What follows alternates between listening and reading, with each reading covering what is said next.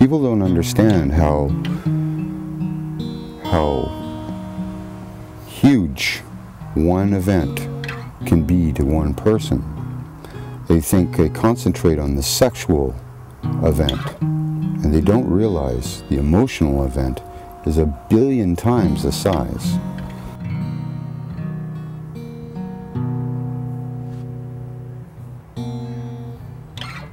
And that was a very, very difficult thing to endure.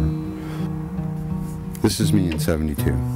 A year later, I met this man, and he sexually abused me. The encounter was so unbearable emotionally that I was unable to cope. That caused me to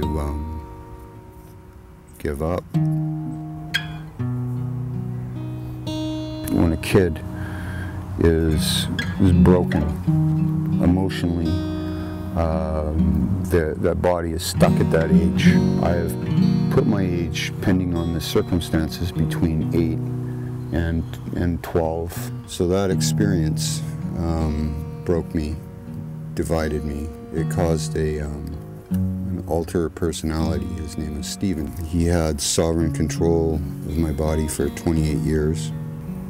So there was this world of male prostitution that he was involved in. Stephen, he was abusing himself more and more openly and more grossly, and how he was behaving. It was really bothering him, but he was getting worse and worse, and he couldn't manage it.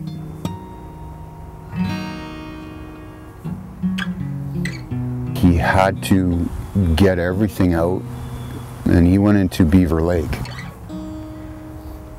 He talked about everything that had happened, what he'd went through, and there was a pop that just kind of puts him aside, and that's where I come in. Wandering down Hastings Street, and I was in a little rougher part of the downtown area, and say there was a few people that had approached that knew Stephen, and they weren't people that I could deal with. You know, they were scary and stuff, so I would switch and let him deal with it. And then later on, I'd find myself somewhere where I didn't know where I was. His behavior started to rapidly deteriorate. Became increasingly frustrated with this thing that was going on, the personal abuse, and he decided that it was time. I didn't know when he passed away, so I had to read all of these obituaries, and I found him.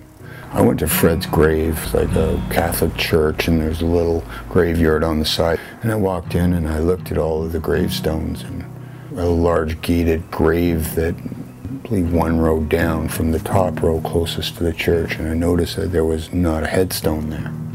So I started moving the grass around, and sure enough, there's Fred. It was all overgrown, right? And I stood there for a few minutes, and I mustered up everything I had,